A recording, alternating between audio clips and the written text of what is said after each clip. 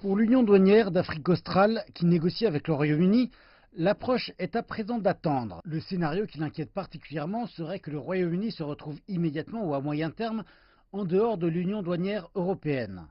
Dans cette éventualité, les Britanniques ont publié un barème tarifaire et ce barème tarifaire dit que pour l'Afrique du Sud, toutes les exportations à base de fruits, qui incluent le vin, et tous les fruits frais ou transformés, devraient entrer sans droit de douane. Il y aurait des droits de douane sur les produits liés aux véhicules à moteur, et c'est la grande inquiétude pour l'Afrique du Sud.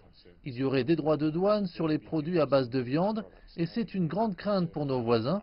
Il y aurait aussi des taxes sur le sucre, ce qui inquiète à la fois nous et nos voisins. M. Davis dit que les exportations des produits à base de fruits et toute action possible dans ce secteur sont liées à la volonté des producteurs d'Europe méridionale de protéger leur part de marché et que les règles sur la maladie des taches noires des agrumes sont utilisées pour tenir à l'écart les Sud-Africains.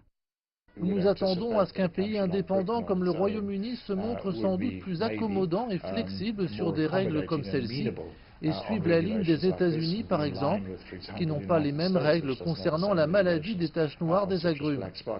Une inquiétude de taille concerne l'impact du Brexit sur les secteurs automobiles sud-africains et européens.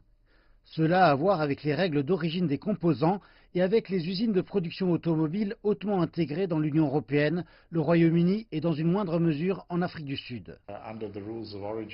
Selon les règles d'origine qui figurent dans notre accord bilatéral pour notre accès à l'Europe sans droit de douane et qui concernent près du quart de notre commerce avec l'Union européenne, les pièces détachées du Royaume-Uni, de l'Europe des 27 et d'Afrique du Sud seraient incluses dans les règles d'origine.